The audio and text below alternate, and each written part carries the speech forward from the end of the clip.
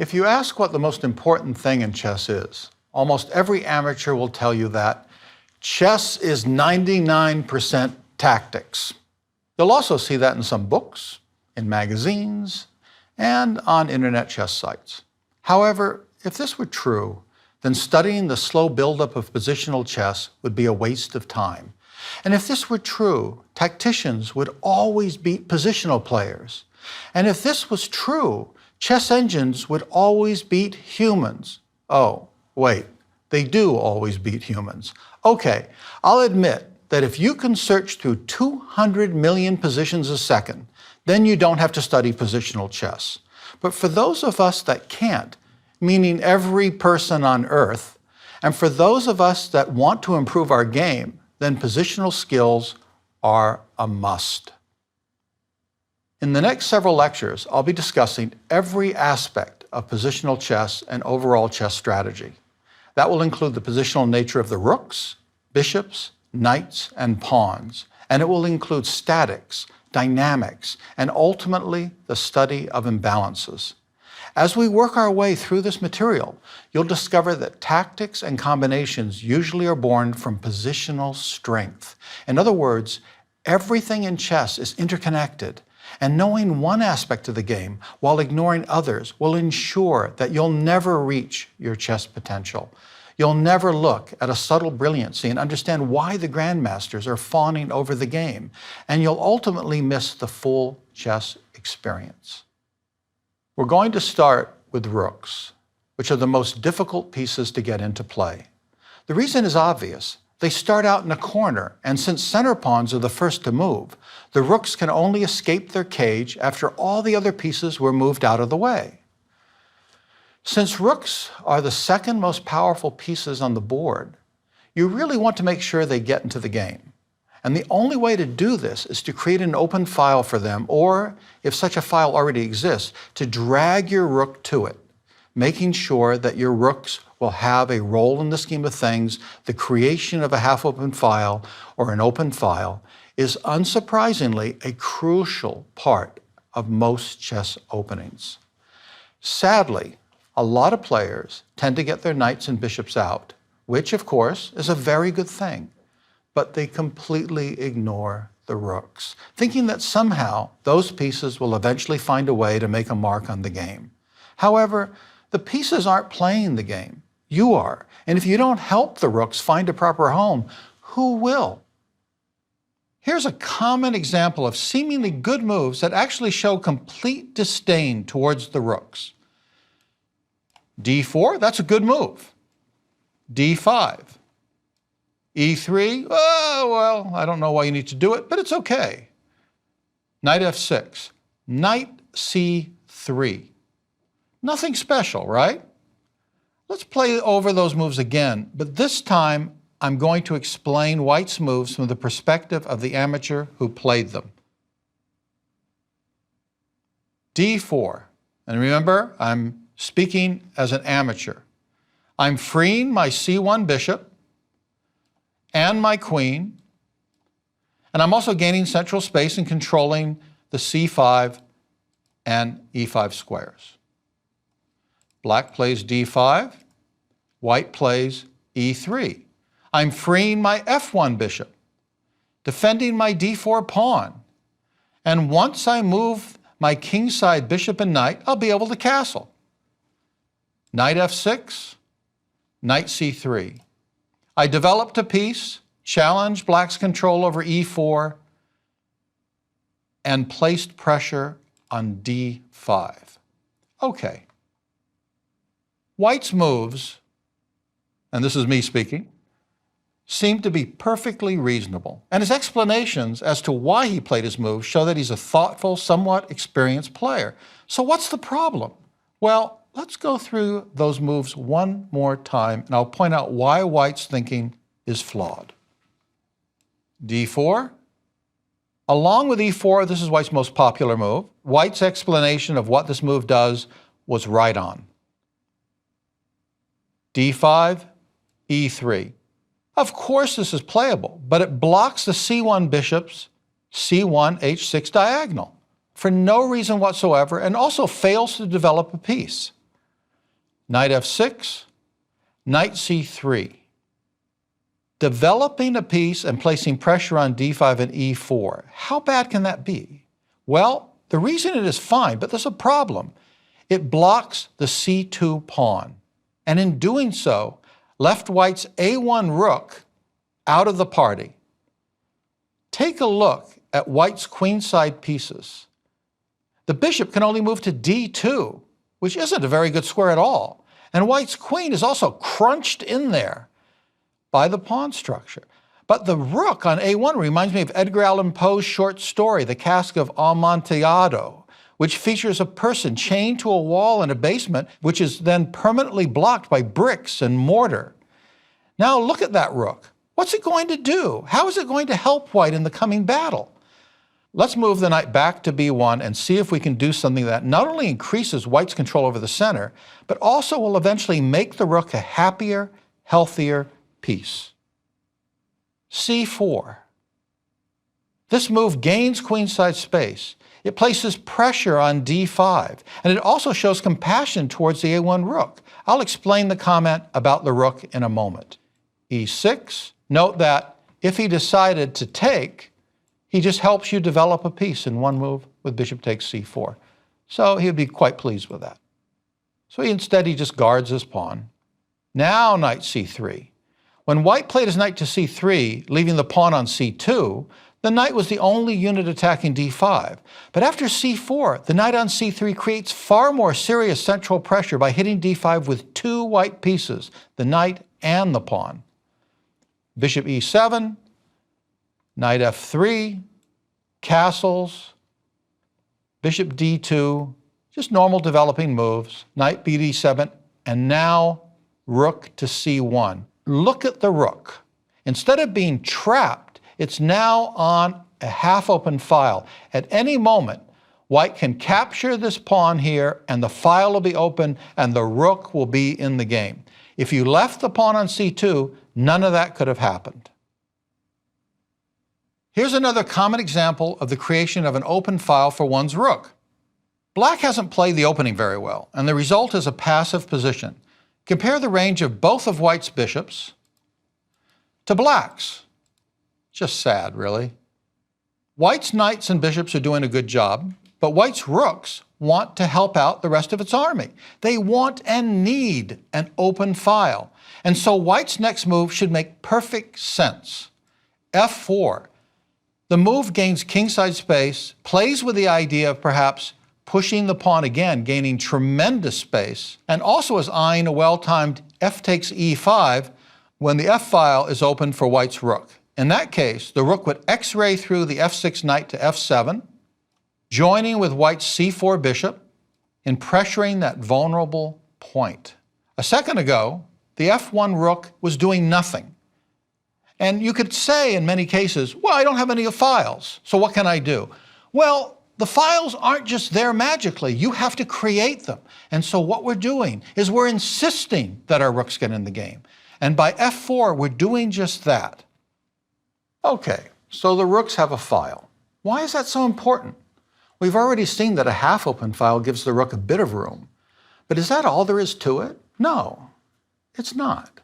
The acquisition of a file has two main goals: penetration into the enemy position and placing pressure on an enemy pawn that is sitting on the file. Both these things are illustrated in the following position. Black's rook is on a half-open file, but it and the queen are hitting this very solid f3 pawn, guarded by this other pawn. So it's really kind of a file in nowhere. On the other hand, white's rooks aren't doing much of anything. But all that changes if white plays d4.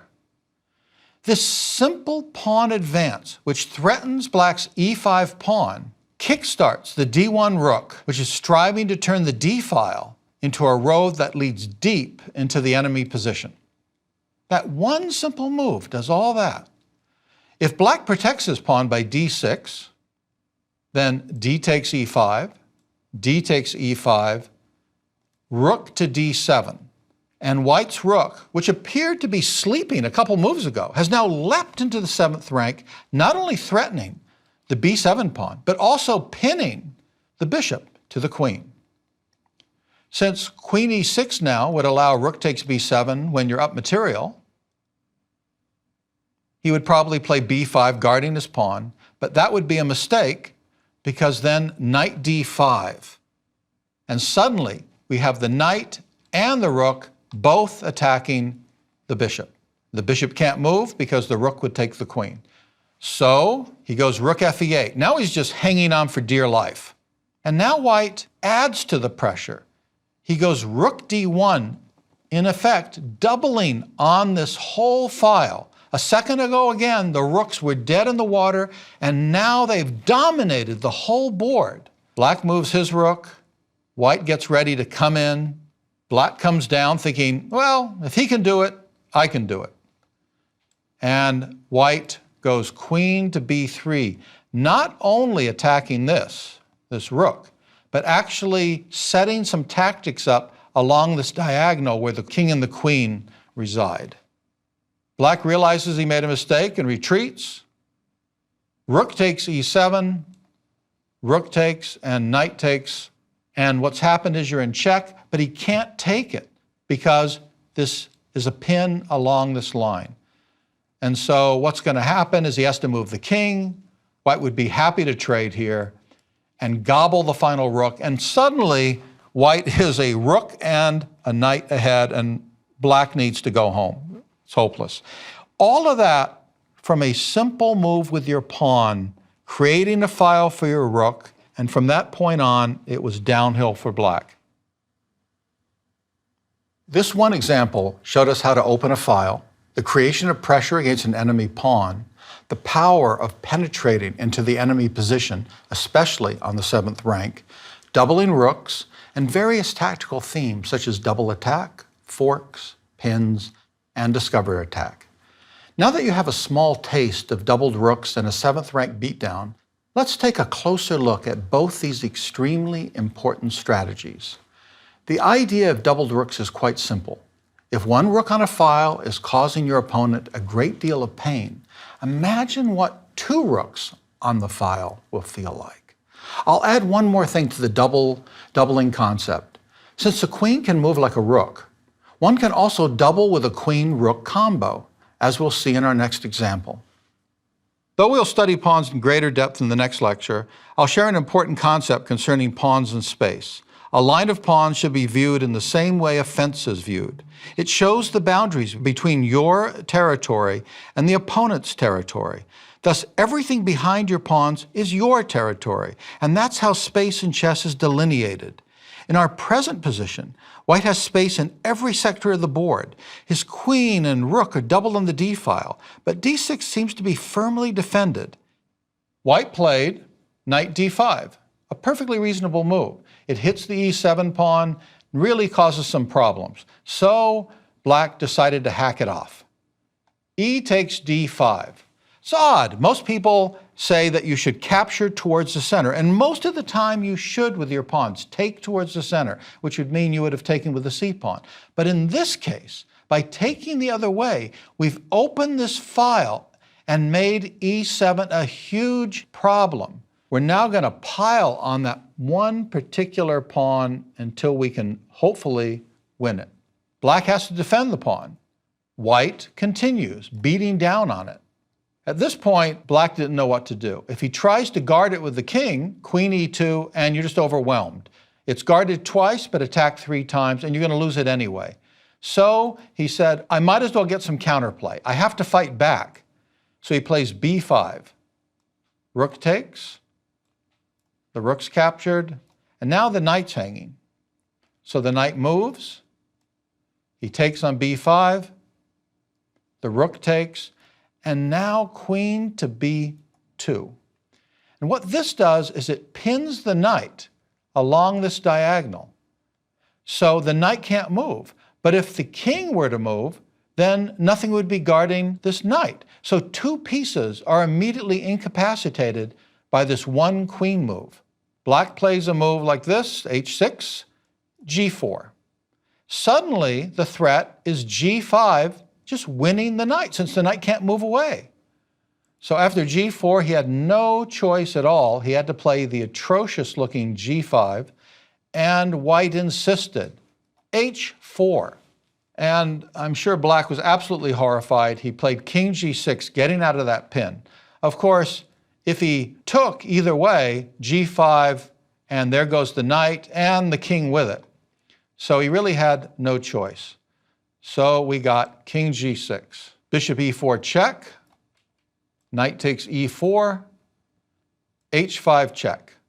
The problem is the king only has one square to go. Don't forget, it can't move on any of these dark squares. So after this check, it has to go back. White is just going to ignore this knight. Rook takes check and mate. We've seen how powerful doubled rooks can be. So imagine tripled rooks on an open file. Okay, we don't have 3 rooks, so tripled rooks is just a fantasy. However, if you add the queen into that equation and use it as a rook, then tripling on a file is a very real and very powerful possibility. Let's have a closer look at this concept by making use of the most famous tripling of all time. This is the iconic tripled on a file game. It's the one that's the most famous. Everybody knows it, and soon you will too. White has more space on the queen side and in the center. In a nutshell, this means that white's pieces have more room to maneuver than black's. Since there's only one open file, both sides desperately want it. So white immediately goes for that goal. Rook fc1. Black challenges, rook fc8. So we have a sort of c-file stare down. White says, I'm going to double. I want both my rooks there. And black, realizing that he doesn't have quite enough space, goes back with his queen and guards his knight. And white continues to build. And so white has won this battle. But the problem for black, after rook a b8, is that he's pinned. There's a pin here, and there's tremendous pressure. And so what's really happening is black can do nothing now but kind of just hang on and hope that white can't break through. It's already turned sour. So after rook a b8, Alekhine just plays queen d3. Black now decides to double. White pushes his rook up. Queen d7. And now the first time, or one of the first times this has ever happened, rook on 1 to c2. And after king f8, he triples on the file, but leads with the 2 rooks. And this afterwards was called Alekhine's gun, and this was the game that started it all because Alekhine is white in this game. And you notice the incredible power these 3 heavy-duty units are exerting. And once again, the knight can't move because not only is it pinned along this file to the rook, but it's also pinned this way. So it's a disaster. After this, Alekhine said, all right, how do I win this game? Black plays rook c8. He had to guard this. And now Alekhine simply moves the bishop. The threat is to push the pawn, and the knight can't move because you're going to lose this rook down here. You just have too much power on this file. And so b5 is a winning threat. So he had to jettison a pawn to stop that from happening. He took it, and now the king has to rush to help. King e8, bishop a4, king d8. And now black says, okay, at least I'm holding on and I'm guarding this rook now 3 ways. And now the move that seems to have nothing to do with anything, h4, and black resigned. And you may go, wait a second, h4, how did that hurt him? Why did he resign? The problem is that at the moment, every piece that black has is on the only reasonable position. If he moves the knight, he'll lose his queen. If he moves one of the rooks, this knight's going to hang because there won't be enough defenders. If he moves the king, there won't be enough defenders on this rook, and he'll lose a piece because he can't move it because the rook will eat this. Any move he makes is going to hurt him. If he moves any of these major pieces, the king, the queen, the knights, anything, he's going to lose massive material. So all he can do is kind of push some pawns. So for example, he might play this, and white will just waste time. And after this, he'll just waste time again. And at that point, and this is called Zugzwang, anything you do hurts you. At this point, there's nothing black has left to do. There's no jettisoning. And he would have to eventually move something, for example, queen e8, and after b5, this rook is no longer adequately protected, and he's losing massive material, and he has to give up. An amazing game that set the wheels rolling. And since that time, everybody that can tries to set up this mighty triple on an open file. In the Alekhine game, black tried to challenge the only open file and declare a state of parity. He failed. But exchanging rooks on an open file is an important strategy, since losing the file can have, as we've just seen, some serious repercussions. With this in mind, if you find yourself in a situation where your opponent is trying to claim an open file, you should diffuse the problem before it bites your head off. White owns the C file and plays queen d2, intending to take permanent possession of that file by queen c3. Black, who has no intention of letting white get what he wants, plays rook c8, challenging the file just in time. After rook c3, rook takes c3, queen takes c3, g6, giving the king a bit more room to move about in, queen c5, king g7, and the game will eventually end in a draw. The rooks are gone, and though white owns the C file, he can't make use of it since black's queen has all the entry points covered. In many ways, the rook's most cherished dream is to have complete control of the 7th rank, or in black's case, the 2nd rank. Your rook dominates a file, then enters the enemy position by moving to the 7th rank. Why is the 7th rank so important? Good question. Because most of the opponent's pawns rest on the 2nd or 7th rank, and a rook on the 7th also tends to stop the enemy king from advancing in an endgame, while creating threats to the enemy king in a middle game. Here's an example of 7th rank domination. Though it's black to move, and material is even, black is completely helpless and would be well advised to resign. How can this be? Surely things aren't that bad. But yes, they are that bad. Black's problems, all his pawns are vulnerable to white's rook. Black's king is stuck defending g7. Black's rook is stuck defending b7. Because white owns the 7th rank, black's king isn't able to cross that line and seek some form of activity. In a nutshell, black is hopelessly passive and can only sit back and wait for the hammer to fall. For example, king f8, and white says, all right, I might as well improve my position with my king. King g8, king f5. Now, if I'm allowed to come into g6, I'm just going to win everything. So he has to move his king. And then I can do whatever I want.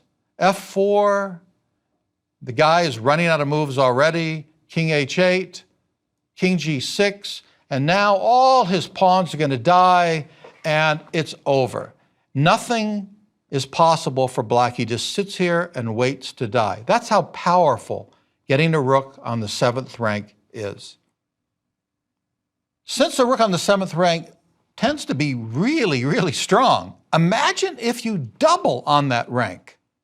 Though white is a pawn ahead here, both black rooks are ready to take the pawn on a3. But white doesn't care about that. What he has in mind is something much, much more important. Rook to c7. Now he's grabbed the 7th rank, and not only that, threatens a forced mate with rook to b8 check. Suddenly, black has to backtrack.